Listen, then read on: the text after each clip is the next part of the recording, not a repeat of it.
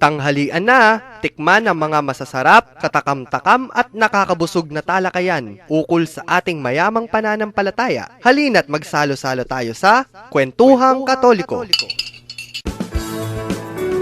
Magandang Martes po ng tanghalian sa ating mga ginigiliw na mga nakikinig.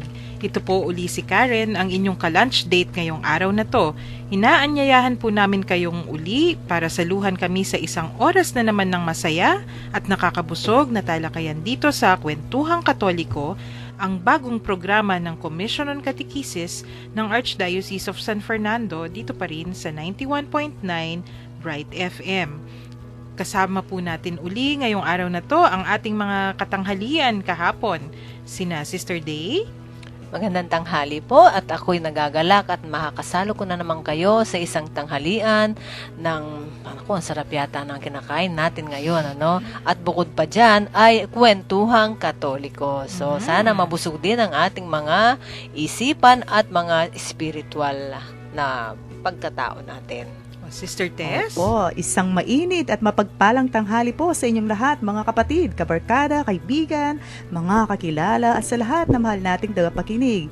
Muli ito po si Sister Tess David na narito na naman upang magbahagi sa inyo ng mga natatayang kaalaman at karanasan batay pa rin po sa ating pananampalataya at gayon din sa mga mahal nating katikista. Kaya samahan po nyo kami habang kayo ay nanananghalian upang pabusugin ang inyong pisikal na pangangatawan at sasaluhan namin kayo upang pabusugin ang inyong espiritual na buhay. Kaya dyan lamang kayo at manatiling nakatutok dito pa rin sa ating Apostolate Radio Station, ang Kwentuhang Katoliko, 91.9 Bright FM. Friends tayo. Aba, pasimula pa lang tayo. Oo, Ganado na. ganado. Muli, masarap As ang usual. pananghalian ko. Very typical kay Naku. Sister Tess. Kasi alam ko kung ano yung pag-uusapan natin ngayong Ay, araw. mga energetic na tao din. Oo. Ay, Oo. kanina nagbibiro nga po ako eh. Mm. Kung itong santong to nabubuhay ngayon, siguro fan ako. Naku, baka crush ko pa. Di ba? Sabi mo nga, Si in Pope love Francis lang eh, ka di sa ba? kanila eh. Kasi hindi yung in love na romantic Oo, love, oo. pero may Mamahalin mo talaga, no? Yung iibigin mo yun. Oo. Iibigin. Kung paano sila naka-inspire, Oo. di ba? that kind of crush and that kind of Oo. in love eh. Yung Oo. matutuon ka talaga dun sa kanya.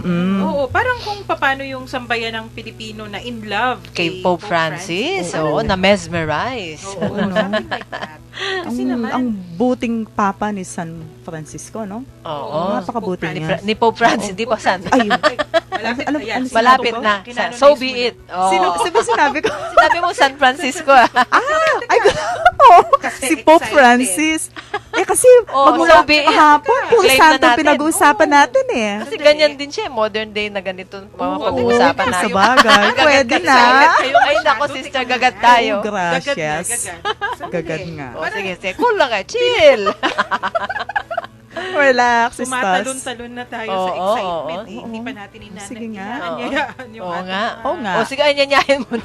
Ayan. No birdside tayo. Imbitahan po namin kayo, aming mga ginigiliw na tagapakinig para magbahagi ng inyong mga kwento na maari nating isama sa mga talakayan o mga episodes na susunod. Pwede pong ipadala sa email address na kwentuhangkatoliko@gmail.com. Isi-spell out ko po.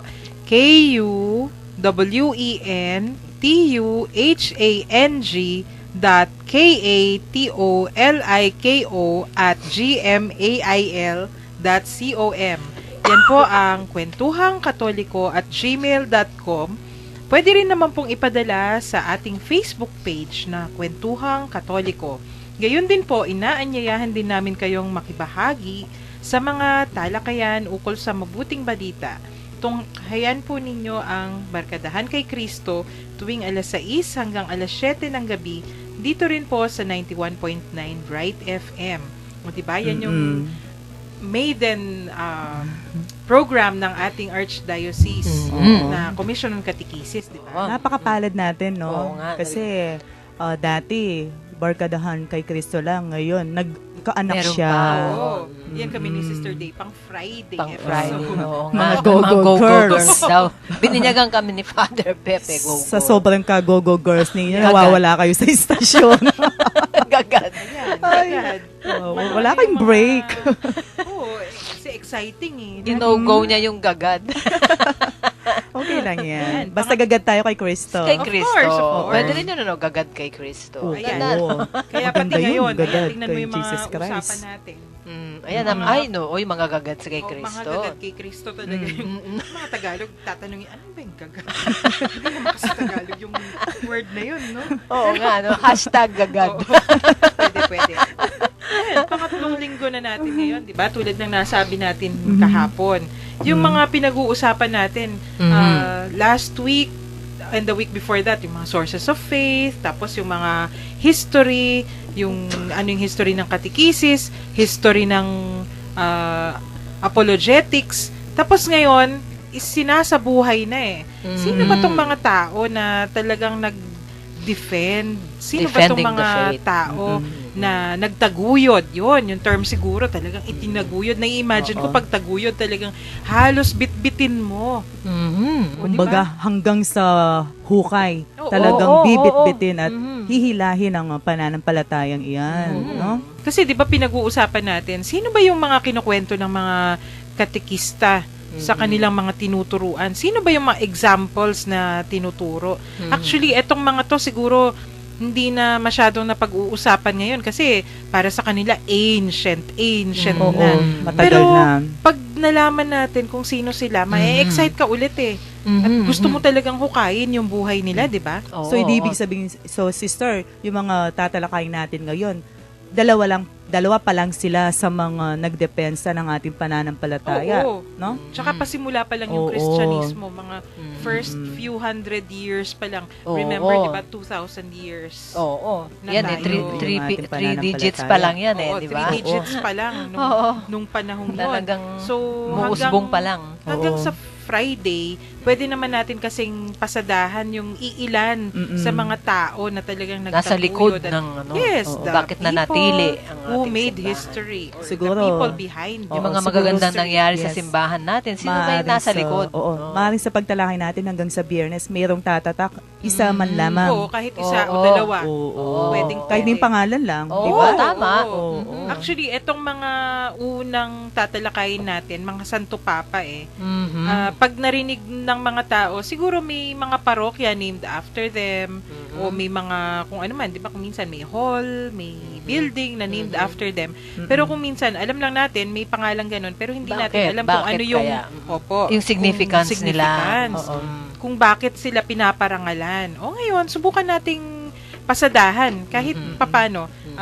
Although, sa pagpasada natin yan, parang napakababaw lang kumpara dun sa mga nagawa nila Oo. nung nabubuhay sila, di ba? Mhm. Tapos, mga pinili lang po namin ito, iilan lang sa daan-daang mga tao. Imagine, Daan-daang mga ilan lang mga yan, no? Dami o nila. martir, 100 plus. santo, at mga exceptional na mga tao. May iba kasi, Oo. di ba, hindi naman considered na canonized saints, Mm-mm. pero pag tiningnan mo, naku, yung contribution nila sa Ay, ating malaking kasalpantayanan o sa ating pananampalataya. So, sila yung mga napakalalim. tinatawag natin mga martyrs. Oo. Dahil hindi sila Mga na-canonize eh. stepping O, stone. Hindi pa, martires yung mga pinatay para sa Pinatay. pananampalataya. Ito yung mga stepping stones, Oo. no? Para May iba kasi, maabot kunwari, natin. Si Mother Teresa, di ba? Oo, Although oo beatified naman. na ngayon, hindi pa canonized, Oo. hindi pa officially a saint. O, tapos para sa atin naman, yung mga Kapampangan, si Felipe Songsong, hindi yan kakilala. Oo, makabebe, no? Makabebe yan. Hindi yan Kapampangan kakilala. yan, no? Pero yung isinulat ukol sa kanya, napakalalim ng pananampalataya. So, kumusta na yung ano niya, yung Wala, study hindi pa siya sinisimulan, wala pang cause for sainthood. Although pinag-aaralan naman ng Archdiocese Marami kasi. rin yan eh. Marami Last year, yan. meron din akong nabasa, pero nakalimutan, dahil sa tagal eh, nakalimutan ko na yung pangalan. Mhm. So, balik. Yes. Balikan natin yung mga unang ilang daang taon ng ating Santa Iglesia. Ipapakilala po natin ngayon sa Tuesday episode natin ang dalawa sa mga naging Santo Papa ng Santa Iglesia noong sinaunang panahon. Sila ay si Santo Papa Leon Magno o Saint Leo the Great at si San Gregorio Magno or Saint Gregory the Great. Hindi po sila magkamag-anak, ha? Hindi porket, kasi pag narinig natin, the Great, hindi po yun apelido, hindi po yun mga pangalan. Sila po ay tinatawag na Magno o the Great dahil ang kanilang ginawa para sa ating Santa Iglesia ay di natapos noong sila'y nabubuhay. Hanggang ngayon, natatamasa pa rin natin yung kanilang pinaghirapan. O imagine how many centuries after. Oo, no? Ramdam na ramdam pa rin natin. 1,000 years na tayo ngayon. Oo. Yung epekto ng ginawa nila. Oo. Ang mga ginawa nila, mga karamihan dito ay mga reforma na isinagawa nila nung sinisimulang hubugin ang pamunuan ng simbahang Katoliko. Ngunit, nakikita pa rin natin yan hanggang ngayon, di ba? Kasi nagsimula tayo sa iba-iba yung pinanggalingan natin ng mga unang Kristiyano. Di ba may Jerusalem Christians, iba sa kanila mga Hudyo, tapos iba mga Gentiles, tapos may mga Griego, may mga galing sa iba-ibang tribo din. Tapos may mga Romano na pagano naman. Iba-iba yung pinanggalingan, so hindi natin maiiwasan. Iba-iba yung pag-intindi. Alam naman natin, 'di ba sa Pilipinas ngayon, kasi pagdating ng mga Kastila dito sa Pulo, hindi pa yan Pilipinas talaga hindi yan bansa. Walang Pilipinas. Tayo ay iba-ibang tribo. So yung mga tribo-tribong yan, may Kapampangan, may Bisaya, may Ilocano, may Tagalog. So, nung pinagsama-sama yan, doon pa lang sila naging Pilipinas. Matagal na panahon. Actually, 1800s na nung panahon na ni Rizal, di ba?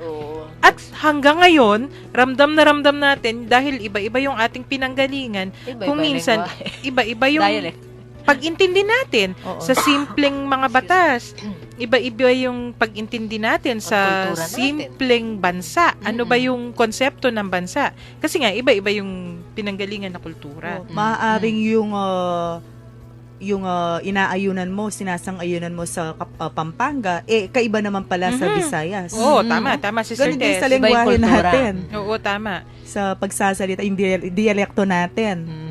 Diba? Oo, yung languages kasi, kunyari, may Kapampangan language. Remember, Kapampangan is a language. Kasi within the Pampanga territory, magkakaintindihan tayo. Pero, ang Kapampangan language, may kanya-kanyang dialects. Di ba? Yung dialect, kunyari, iba yung sa Macabebe, iba sa Mexico. Yes. Those are the dialects. Umegege yung sa Macabebe. At saka halimbawa, Sa Smuan, Mela iba yan. Parisio. Yung sa atin, sa Bacolod, may Palarisio. Diba? Sa Santa Rita, may Paralis. Oo, the same. So, iba-iba. With us, So, sa dialect Bacolod. yun. So, imagine, kung tayo nga nakapampangan, iba-iba yung dialects natin, paano pa yung empire ng Roma? So, Tapos malaking naging madugo Kristiyano. My goodness. Pinag-usapan dyan. Europe pa lang, iba-iba na, 'di ba? May Franks. laki ng So, Europa. yan yung mga naging Pranses, may mga Visigoths, may mga Aleman. Tapos iba-iba pa kung ano-ano yung mga tribo-tribo nila nung panahong yon. So, nung lumabas yung mga Santo Papang to, nung mga panahon, hindi po magkasunod ang mga Santo Papang to na ipapakilala natin, ha? May ilang daang taon din yung namamagitan sa kanilang dalawa. Pero yung mga ginawa nila kasi na reforma, parang pagdudugtong. Tapos may commonality, may pattern. So yung una po, yung una sa kanila, 'di ba? Si kabisado to ni Sister Day, si San Leon Magno. Siya ang una sa dalawang Santo Papa ito. Nagsimula siya, 'di ba, Sister Day, isa siyang diakono o deacon. Diakono muna, Hindi siya masyadong kilala unlike yung susunod natin na ipapakilala. Si San Leon Magno. Hindi siya gaanong kakilala. Nakilala na natin o lumabas na lang siya nung siya ay deacon na. Sige po. And then, ako sa bagay may mga natatandaan lang kung ilan kay yan. Sabi mo nga, hindi masyadong kilala. No? Pero may mga bagay naman akong tinandaan na tungkol sa kanya no? Yung siguro pwede nyo dagdagan kung ano yung masasabi ko. Kaya siya ay wala siyang date of birth na walang sa exact, history. tama. Wala. Pero ang kanyang consecration ay nangyari noong September 29. At ang kanyang rule as a pope, no, sa kanyang position, it was 21 years bago siya nasundan. He died on November 10, 461. Kaya po feast day niya November 10. Oo. Nasa ordo po natin yan nakikita ko. Yun, oo. Yun. Tama. So, ang nag-succeed sa kanya ay si Pope Gregory the First, na mamaya tatalakayan natin yan, ano? Hindi ba ngayon? Hindi po, tama. Nag-succeed after many hundreds of years. In terms of ang reform sumunod sa siguro. kanya, sa mga pinaglalaban niya. Yun. Opo. Marami Oo. naman in between them. Mhm. Maraming naging santo papa sa pagitan nila. Okay. So, sa panuhan ng mga parang nagkakahiwa-hiwalay yung Western Empire noong panahon tama. na yun. Opo. Oo. So, siya yung siya yung nakaupo sa pagiging pope, no? And he is being guided daw, nag-guide sa kanya ay yung destiny of siya ang nag-guide ng destiny ng Roman and Empire, no? Mhm. At saka, yung Universal Church noon, na tinatawag na natin Universal, siyang nag-guide. Mhm. At ang kanyang, prinsipyo, ang aim niya ay yung unity of the church. Tama. Siya ang, ano ba yung combated sa Tagalog? Pwedeng Nilabanan? sabihin, nilabanan niya ang Heresy. ang mga erehe din. Yan na naman. So, tulad kanina, parang yung kahapon, di ba, pinag-uusapan natin si San Martin. Talagang nilabanan ni San Martin yung mga erehe na Aryans. Oo. Nung panahon na yun pa naman, yung nagkakaroon nga ng disintegration, yung Magulo yung Europa nung panahong yun. during that time, lalo yung Western Empire. May Opo. mga pumapasok na mga tao from Africa. Tama. At may dala silang mga ibang mga heresy, iba-ibang Yes, heresy. tama. So, nung talaga nakilaban si Pope Leo the First, para panatiliin na intact yung ating pananampalataya, na hindi magulo nitong mga kung ano-ano mga Opo. pumasok na heresy. Tsaka, nung mga panahong yun, may mga Mm-mm. pananakop ng mga bansa. So, Oo. can you imagine, parang ngayon, di ba, sa Iraq at saka sa Yun, Syria, oo. di ba yung mga obispo tsaka mga pare umaalis kasi kailangan nilang how to survive, Oo kailangan naman. lumipat. Mm-mm. So, ganun din noon. At saka ang Pope na ito ay naging siya, talagang disciplinarian siya. Yes, Oo, yes. stricto siya. To the extent na nakikipag-connive siya sa empire, yung ruler noon, para nga pag-aralan at hanapin Kung sino yung mga heretics na yon, no? Opo. To the extent na ang isa sa mga consequence ng pagiging heretic ay yung ipapunish ka by excommunication. Tama. Yun. Si Santo Papa Leon kasi, Mm. yung stabilizer siya Yung naiisip ko na image para sa kanya, na applicable hanggang ngayon. Kasi magulong-magulo yung nakapaligid. Kailangan may stability sa loob ng Santa Iglesia. Yun. Oo. Parang ngayon, 'di ba? Kung kunwari magulong-magulo yung politika, yung ekonomiya, yung nais natin, sana naman sa loob ng simbahan maayos. Oo. Kasi yun yung sanctuary natin Oo. Yun ang sandigan kasi natin Tama, Sister Kung Tess. masisira yung Oo. pananampalataya natin, everything else will follow then. Oo, kasi imagine, magulong na nga yung politika. Oo. Oo. Pati ba naman simbahan? Tapos sa Oo. simbahan, isa ang Diyos o tatlo ang Diyos? O, kaya Parang, nga eh. di ba? Kaya- Kaya siya Kaya- pinanindigan niya yung yung mga dogmas natin. Yes. Lalo na yung incarnation. Tama. So, Imagine. kung magulo sa labas, sa loob, maayos. Pinanatili niyan talagang intact at saka yung pundasyon. Tsaka yung disiplina. Disiplina Yun nga, sa no? mga pari. Importante Disiplina. yun. Pinaimbestigan Pinaka-importante niya. yun. May mga kuminsan, may mga Disiplina. pari din na naging heretic na Opo. during that Oo. time no? Nakakalungkot yun. Talagang pinaimbestigan niya. Kasi, Mm. kung babalikan natin, nung panahong yun kasi, di ba, early years of Christianity pa, hindi tulad ngayon, nakasulat lahat May mga documents na tayo na pwedeng pagbatayan. At yung mga documents na yan, marami dyan lumabas nung nagkakagulo. Oo. Kasi yung kagandahan ng ating Santa Iglesia, pag may kaguluhan, hindi pagkakaunawaan, nagpapatawag ng mga synod. iba-ibang Oo, mga yung synod Synod of Bishops, Synod of Oo. Cardinals. Tapos may mga laiko na brainstorming sumasali. talaga, no? Brainstorming. Tapos nagpapatawag din ng mga councils, di ba? Yung mga dogma lumalabas pag may mga council, di ba? Nicea, Trent, etc., Macedonia.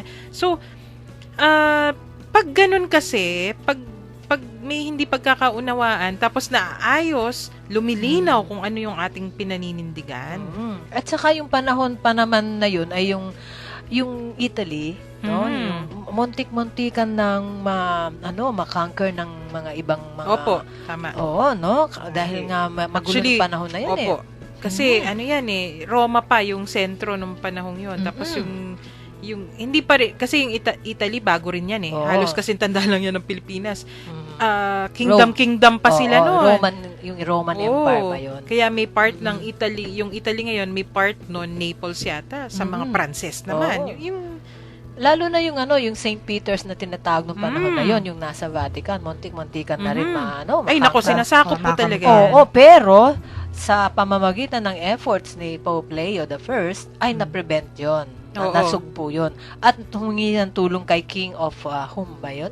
HUM. Yung ginawa niya actually, yun yung sinupil niya. Oo. So nung pinuntahan, sinasakop na sila, 'di ba? Ay, ang galing niya. Yan yung diplomasya. Kasi hindi sa pamamagitan ng dahas. Pinuntahan niya, sabi niya talagang the conqueror or the one who was trying to conquer them was melted with his prayers daw. Diplomasya Can you imagine talaga, that? Nakuha sa santong dasalan. Naisip no? ko. Di ba si Pope John Paul II o Saint John Saint Paul? John Paul. Ganon din yung ginawa nun. Although hindi instant yung nangyari, pero di ba yung Russia, kaya nag-crumble Oo, dahil sa Germany yung Opo. during his time, di ba? Naalis na yung Yes, wall, kasi Great pag Wall. Germany, yan yung entrance towards the east, di ba? Oh, yung sa Berlin pala. Yung Berlin Wall. Berlin Wall. So, sa pamamagitan ng kanyang mga dasal, di ba, ni-require tayo na magdasal talaga, to pray the rosary every day, etc., etc. And after how many years, ayan na, the fall of the Berlin Wall, Oo. which meant, sunod-sunod na, umabot na ng Russia, kaya nga, di ba, nagka-perestroika yung tawag sa Russia during that time, which means yung opening up, kasi before, wala talagang makakapasok. Oo. So, may long history talaga ng papal diplomacy. O ngayon naman, present day, Naku, di ba yung sasabihin ko Cuba? sana yun eh. Sabi, hindi natin alam kasi hanggang hindi lumabas sa balita, si President Obama ng US, sinabi na lang na it was Pope Francis who facilitated their diplomatic relations with Yan. Cuba. Oo. Na for the longest time, talagang may Cold War between the US and Cuba. Halos magkapit-bahay yan, di ba? Panahon ni Fidel Castro pa yun, di ba? So, nung panahong yan, anong year? 300s and something like that. Buhay na yung diplomacy kay San Leo Magno. Ngayon naman, meron na naman present threat sa ating simbahan. Oh, yan. The Iba na Christian naman yan. world, di ba? Ako gusto kong malaman kung paano yan Nakakakilabot naman ma-resolve. yun. Oo, yan talagang very outspoken ang yun. Pope Oo natin ngayon, si Pope Francis. Very outspoken siya na Oo. talagang against siya sa mga ginagawa ng mga ISIS, no? Of course. Grabe naman. Mga Kristiyano ba Oo. naman ang bata? Oh. Ang para ma-convince lang yung mga adults na mga Kristiyano para i-vaccine nila yung Christian faith nila, Pananampalataya. ang mga anak nila, ang una nilang tinitira. Grabe. So, kung Oo. ibabalik ko sa ating pinag-uusapan, yung ginagawa ni Pope Francis ngayon, the same may thing. pinanggalingan eh. Talaga may Yun, pattern, exactly. no? Oo, may From pattern. the May start. pattern talaga. Oo. Yun, diplomasya yung ginagamit. Although, may mga panahon din naman na gumamit ng dahas din yung Santa Iglesia, di ba? Pero, sa karamihan ng panahon, yan, yung mga diplomacy of the popes, yung tinatawag nila. Kaya nga, di ba napapansin natin, pag kunyari, dito sa Pilipinas, sino yung tinatawag nila the Dean of the Diplomatic Corps? Di ba yung Papal Nuncio? Oo. Kasi siya yung ambassador, siya yung first amongst The the diplomats. diplomatic corps o the diplomats. Oo. Yun yung pinagmulan niyan. So, talagang sa kahuli-hulihan simbahan pa rin. Oo. Ang Kaya ako nananatiling, naniniwala ako doon sa Nagtatagal. supporter. Oo, Oo, yun. yung promise ni Jesus na the gates of hell shall not prevail against it, di ba? Mm-mm. Yan ang mga galamay o yung mga instrumento ng promise ni Jesus na hindi matutumba ang simbahan na kanyang Oo. tinatag. Mm, Yan, tama. mga instrumento. So yan. yung titingnan natin, yun nga kung ano yung gains na nangyari nung panahon ni San San Leon Magno. Yun, kung makikita natin yung disiplina, siguro kaya rin siya nag-succeed dun sa kanyang diplomacy kasi nakikita na talagang matindi yung disiplinang ipinapairal niya. At yung disiplina na yun, namana hanggang later on, Sa- through the generations. Kasalukuyan. Yung simula ng, yun nga, yung simula ng pamunuan ng Santa Iglesia, dun sa kanya, dun yung pinagmulan. At mamaya, siguro, pagkatapos ng break, ipapakilala naman natin yung susunod nating Santo Oo. Papa. Napaka-interesting ng mga Oo, papang ito Oo na nga. naging santo. Actually, yun nga yun, si San Leon, Ayan. sinasabi nila, pumapangalawa dito sa papakilala mo, Sister Tess. Si Saint Talaga. Greg. Oo, na si Gregory. Oo, Saint Gregory. Mm. Ayan. So, ngayon po, isasara muna natin ang ating segment sa isang magandang tugtugin.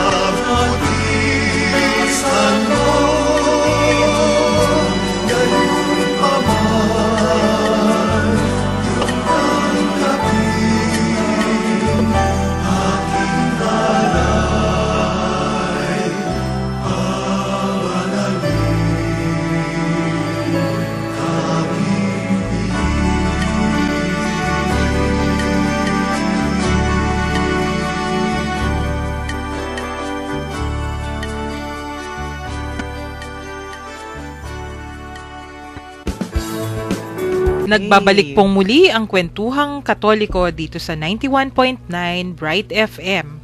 Kanina, Sister Day, tinalakay natin si si Pope Leo the Great. At yung pattern talaga niya, 'di ba, yung reform Yun. through Oo. discipline, tapos yung diplomacy. At nagbunga naman ng mabuti. Hanggang ngayon, tinatamasa pa rin natin tulad ng nasabi kanina. Ngayon, Sister Tess, may isusunod ka yata. Oo. Kasi Sino habang naman yung pinapakinggan ko si Tita Day kanina, ini-imagine ko kung ano yung kaganapan ng panahong iyon. Parang pinoportrait ko. Napoportrait ko naman kung para kang nanonood ng sine, ano? Napaka maaksyon. Oo, tama. Oo. Tingnan naman ngayon natin si Pope Gregory the First. So, tinagurin din siyang Magno. Oo, The Great. Magno. Oo. Bakit nga ba the Great din? So, the Great. So, naging papa siya ng simbahang Katoliko, no? Noong 590 hanggang sa siya ay mamatay noong 604. At kinikilala rin siya bilang isa sa 4 na traditional doctors of the church. So, naging tagapastol siya, no? Oo. Na nangangalinga sa mga may spiritual na pangangailangan. So, sila yung kanyang kinalinga. And of course, dahil sa nag-trabaho rin siya sa politics, tama ba, Sister Carl? Kasi, well, you can call it that, pero administrator siya, di ba?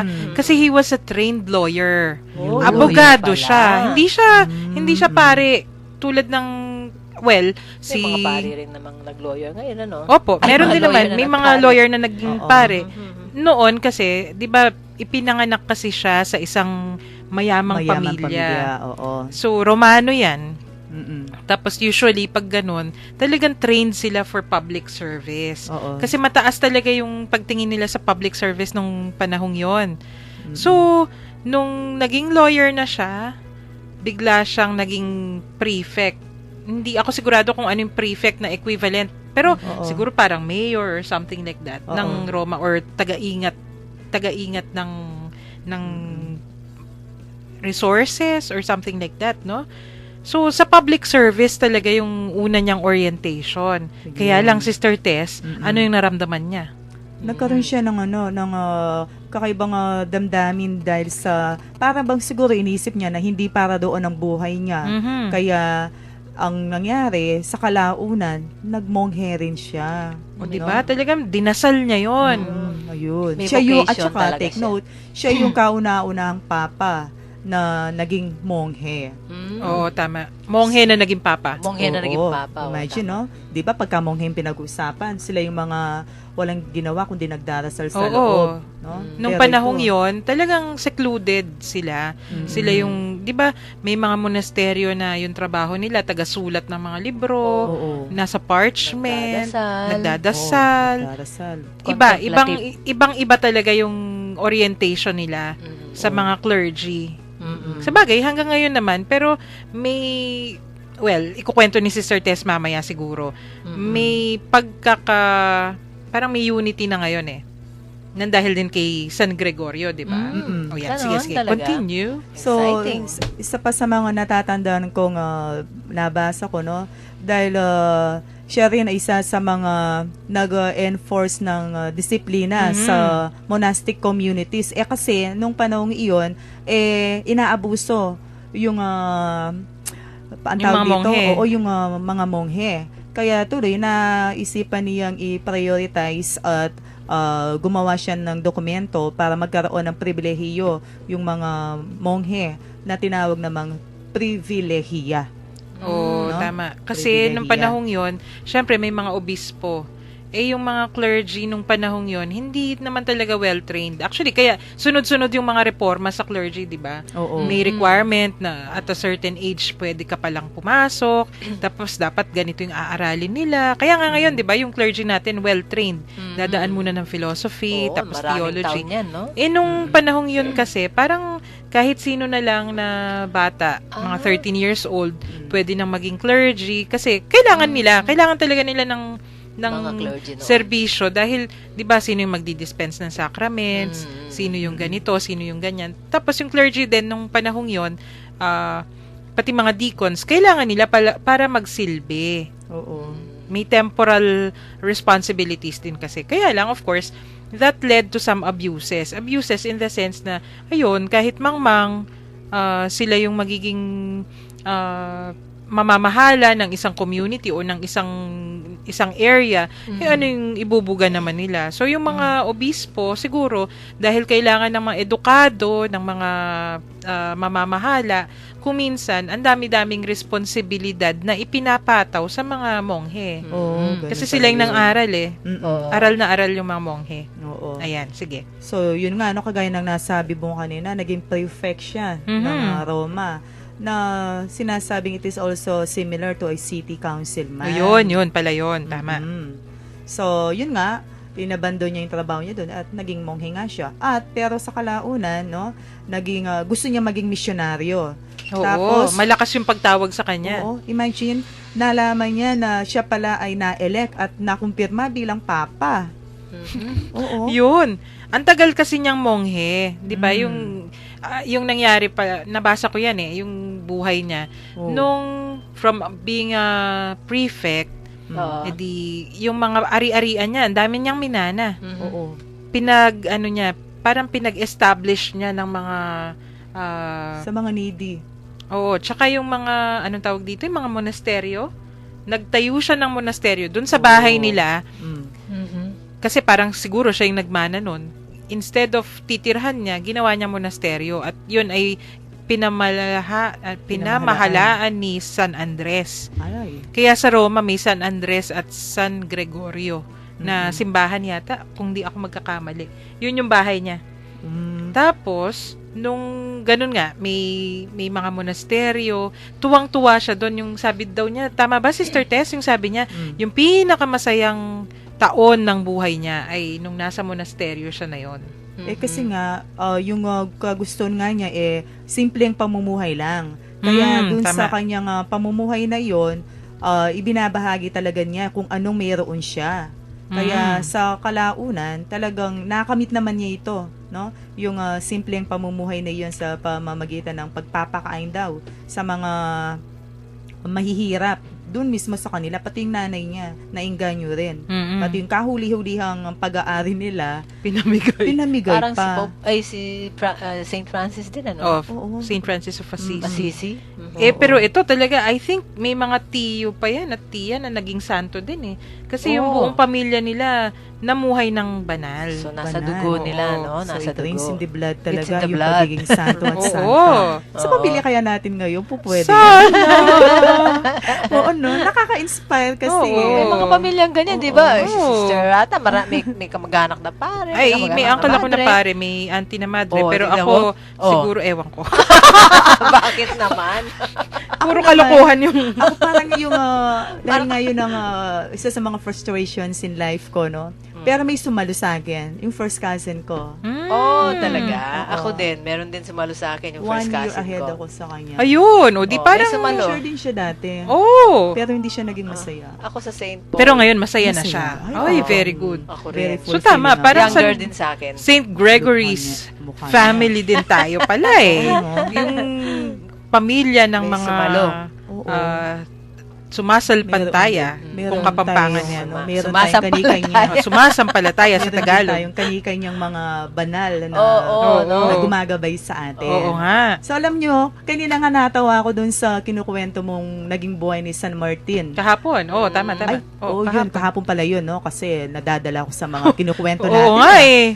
May pattern kasi. Kasi Halos oo, siya. oo, talaga, may Oo. pattern. Parang- kasi, nung binabasa ko yung buhay ni Saint Gregory, laging nasasa kanya yung sa mga pictures lang yun nakikita natin yung Holy Spirit in the form of a white dove, Hindi no? mo nakikita yung ganun, ano? Oo, imagine. Tapos palaging dahil sa yung Holy Spirit, that is the symbol of the Holy Spirit. Yes, ng the God, dove. diba? Tama ka. So, yung may nakakakita sa kanya na Parang tawag kinikis dito? niya yung dove. Kinikis niya yung Oo, dove. talaga. Yung may oo. mga, siguro, third eye, no? Hindi po. Hindi Totoo. Totoo. Talaga lang. totoo? Talaga siya. Oo. Oo, para bang yung At nakikita ng lahat. Ay, may nakakakita po Kasi- pero Paano yun? Kasi may ano siya, may secretary, 'di ba? Oo. Yung Oo, paano yun? dinidictate niya sa secretary niya yung mga homilies Sinasabi. siguro, at saka kung okay. ano yung kailangan niyang sulatin. Oo. Kaya lang, 'di ba nung panahong 'yon, Hmm. yung between the subordinate and the superior, dapat Oo. may parang kortina. Okay. So pag hindi na siya nagsasalita, tinitingnan ng secretary, ano bang nangyayari sa boss ko? inuusisa Oo. niya. Oo. Oh, So tapos? ginawa daw ni secretary, bumuta siya ng maliit sa kortina para makita niya, kasi nga naman, baka na paano na yung boss Oo, niya. oo, correct. Na ano siya, Oo, parang na, tahimik ano yung bang boss niya. nangyari kay Oo. boss? Ngayon, Ganun. pag tahimik daw siya, yung dove, yung beak ng dove, Mm. Oo. nasa bibig ng Talaga? boss niya ni Nakatouch Ay, sa lips sarap. ni Saint Gregory. Mm. Oo. Pag alis ng dove, doon magsasalita Oo, ng magsasalita yung mga He is filled with the Holy Nilalagay, Yes. literally, put your words into Something my mouth. like Diba, that. no? So, Ganda. imagine that. Ini-imagine ko nga kung ganda na Tayo yun. kaya, tayo kaya.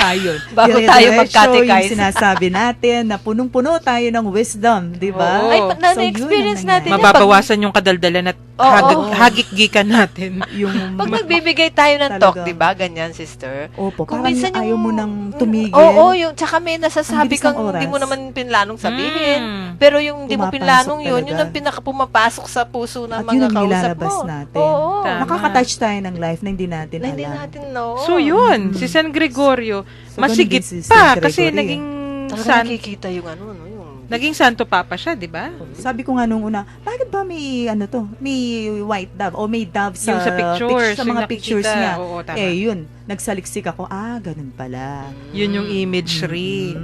So that's the symbol pala. Oo, So, oo. pero kanina tawa tayo ng tawa eh. Ano yun? Oo. Parang may comedy din. sa kanya. May comedy din siya. Parang si San Martin Ganon. na medyo kailangan pang linlangin ng konti para Oo. siya maging obispo. Oo, Ano nangyari kay San Gregorio? Yung tulad Ano nga ang kanina storya na dahil nga sa feel niya na i-elect na siya at makukumpirma bilang papa, nagtago siya. Nagtago siya sa isang... Nagtago? Nagtago siya sa isang barrel. Ano ba ang barrel sa... Bariles. Bariles, no? Oo. Kaso, yung light shone upon this barrel. Kaya? Wala siya parang siya Litaw. spotlight. Oo, talaga? Kahit naman nagtago siya, Pinuruhan siya. oo, nakita talagang siya. tinuro siya ng light na yun. Ganun. So, siya pa rin yung na-elect. Oo, talagang wala siyang kawala. Walang Oo, kawala. dadagdagan yun ko ang pa yan. nangyari, O, ano pa, Sister? Yung mas comedy dyan. Mm. Oh. Kasi nung panahong yon, para ka maging Santo Papa, kailangan approve ng emperor. Kasi Oh. di ba, wala pang separation of separation. station, Oo. church. Tapos yung emperor naman, kinokoronahan ng Papa. Oo Di ba? naman. Parang Oo. ganun yung nangyayari. Sumulat siya sa emperor kasi ayaw niya talagang tanggapin yung kanyang pagka-elect. Kasi Oo.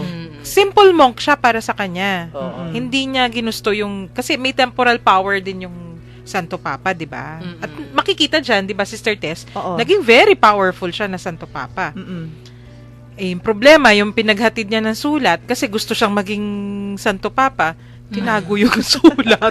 Ganon. Hindi dinadala kay Emperor. Magkakaroon ng paraan. Ang daya niya, no? O di, hindi umabot kay Emperor Emperor. yung sulat. Oo, tapos. Siya pa rin yung hinirang na Santo Papa. Kaya sa ayaw at sa gusto niya, kailangan siyang maging papa sa panahon yun. Hahanap ng paraan ng Paraan Holy talaga. Spirit. Di ba? Comedy pa rin. Yun talagang Makapagtatago eh. ano? may konting panglilin lang.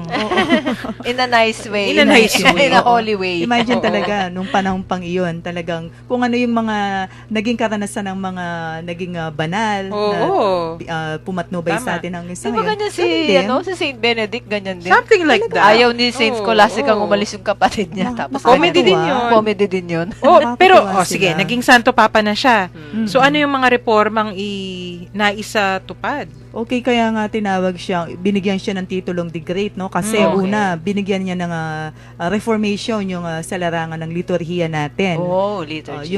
Kaya nga may tinatawag tayong Gregorian Sacramentary. Mhm. Kasi nga, siya yung nanguna sa pagre-reforma with regards to the sacramentary. At yun nga, yung pundasyon nito ay yung para sa Misal Romanum.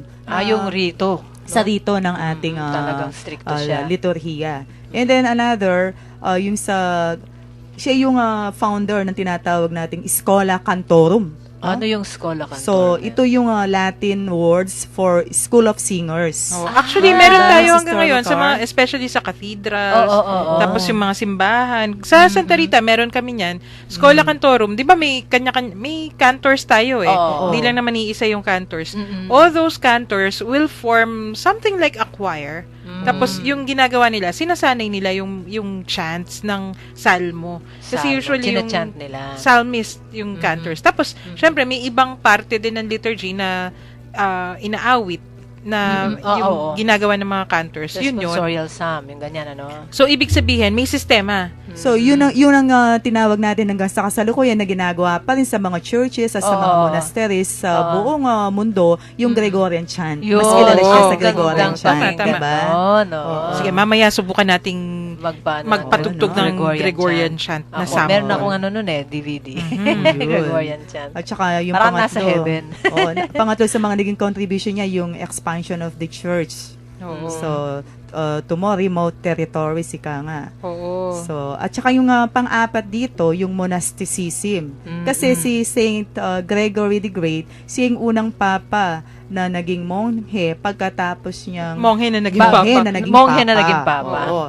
So, kasi ayaw rin niya yung mga mapang-abuso, no? So, nag-enforce siya ng disiplina rin, no? Pagdating sa Within mga all the monastic ranks. communities. Tama.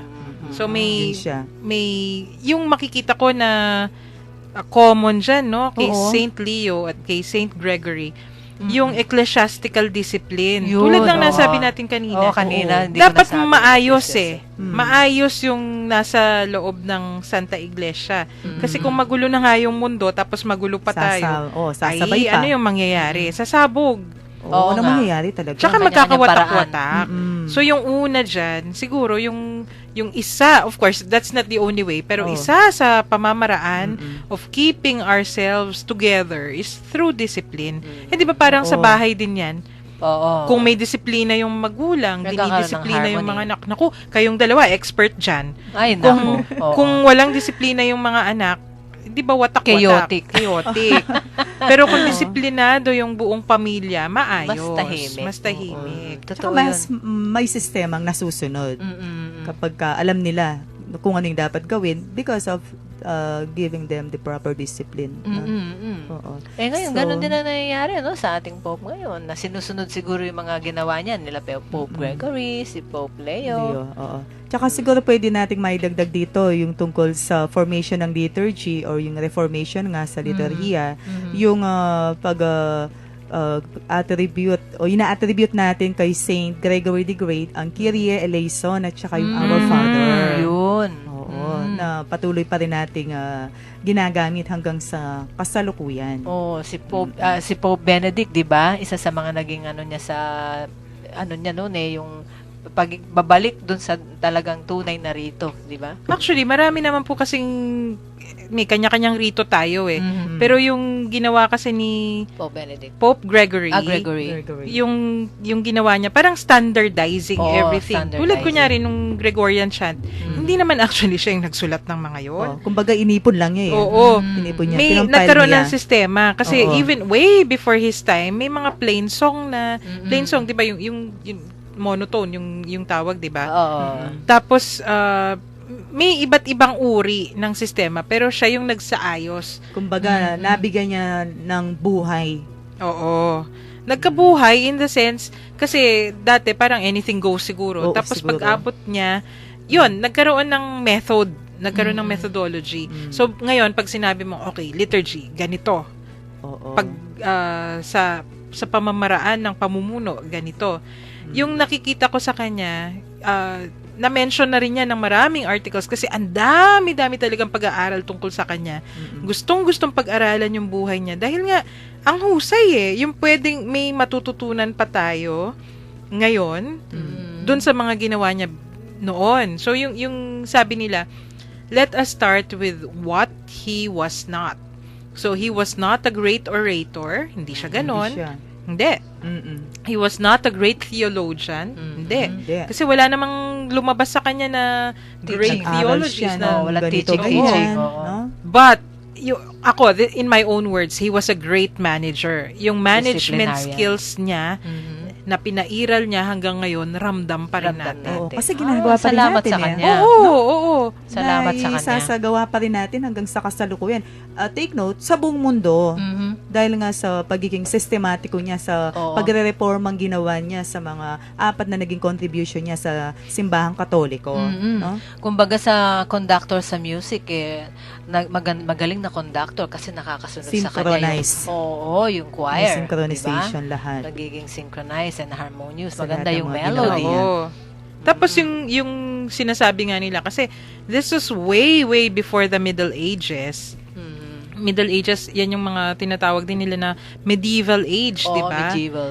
Yun yung doon nabuo yung pamumuno ng ating Santa Iglesia yung ano din pala strength ni Saint Gregory, 'di ba? Sister Tess, talagang naipatupad niya yung primacy of the papacy of Talaga? Peter.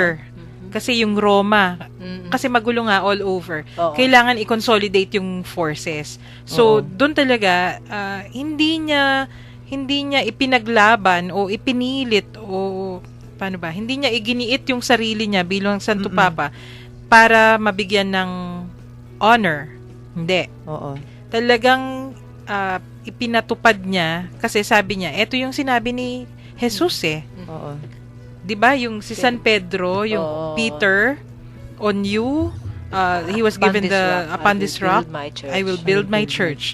So yun, yung nagiging totoo lang siya. At tama nga naman, kailangan may iisa tayong kinikilala para buo.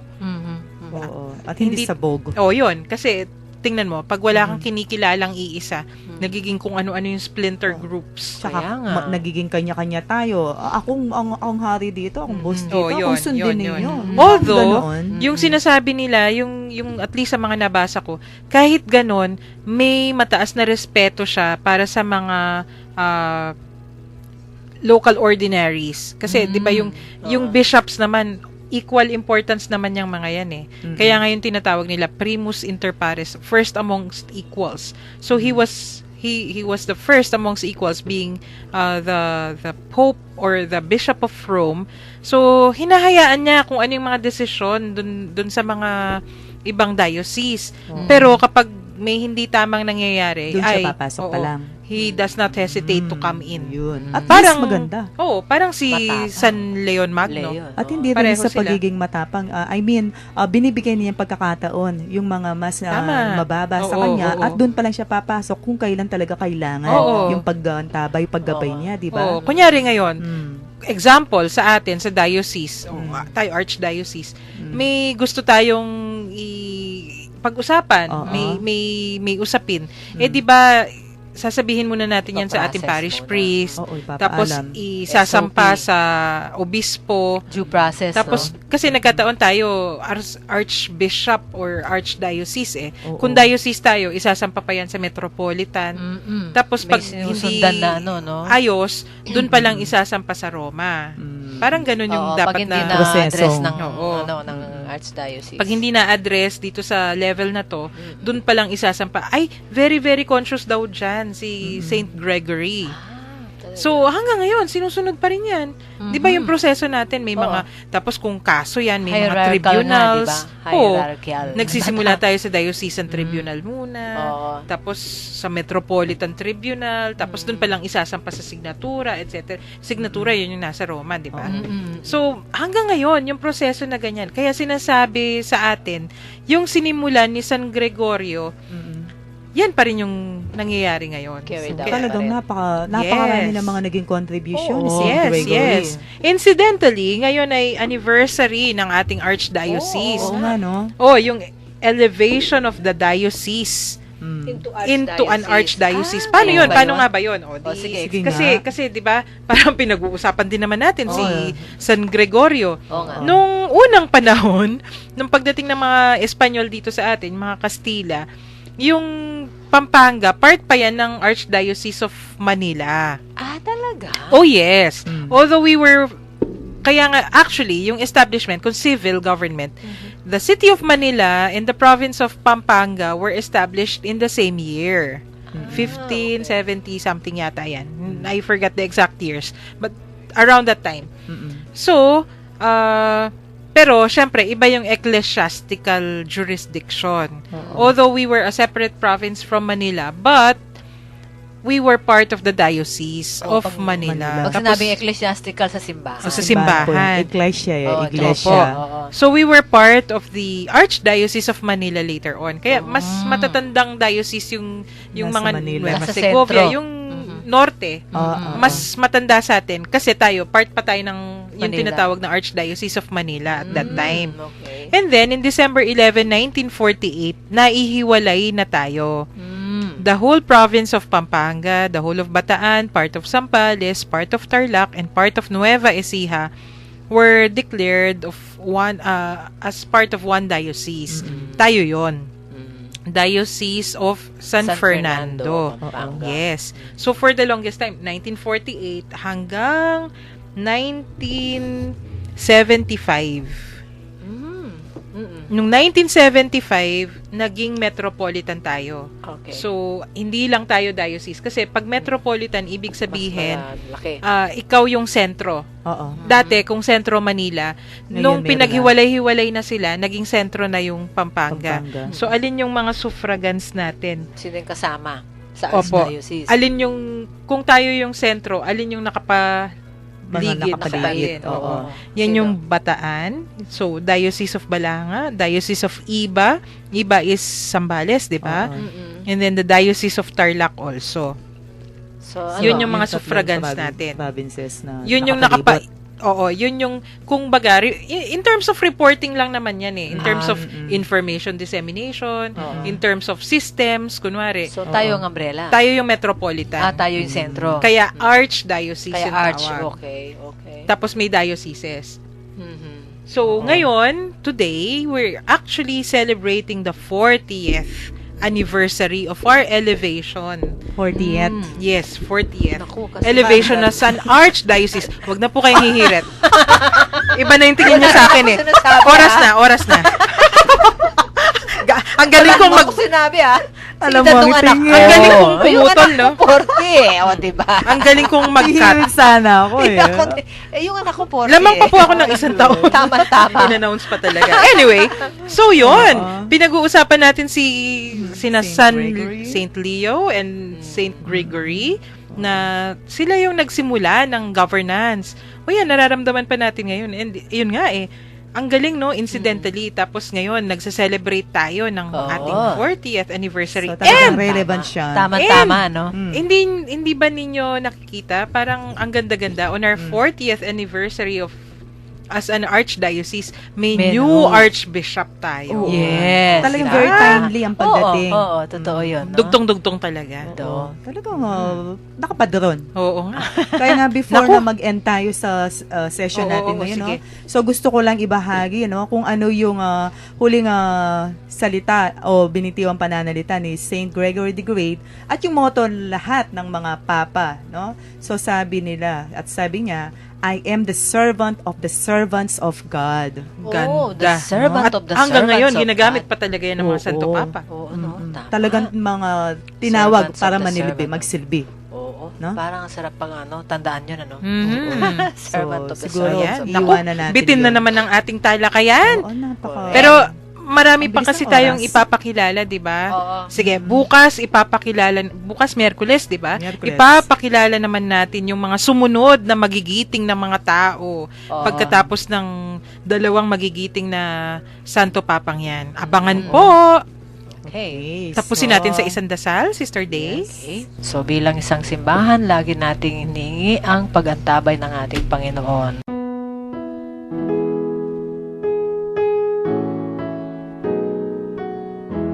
My Jesus, my friend, walk with me today. Hand in hand, guide me to learn and to know what is good. Arm in arm, help me to grow in my faith and in love for others. Side by side, stay by me to protect me and show me your ways. Heart to heart, help me to pray and to be all that you want me to be. Thank you, Jesus, for the special love you have for me.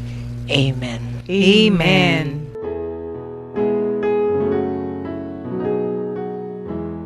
Magpaalam na tayo. Sister Tess? Okay, tayo po ay nakaraos na naman sa araw na ito sa ating kwentuhan. At sana po ay wag po kayong mapagod o kaya magsawa sa pagkikinig sa amin dito sa ating bagong programa ng Archdiocese ng San Fernando. Okay. Sister po. Day? So, muli nagpapaalam ako at naharinawa ay nag-enjoy kayo sa ating lunch date ngayon na nagkukwentuhan tayo tungkol sa salita ng Diyos. Ito po uli si Karen, nagpapaalam at nagpapasalamat sa pagsama nyo sa amin ngayong tanghalian dito sa Kwentuhang Katoliko. Salamat po! Mabuhay po tayong lahat!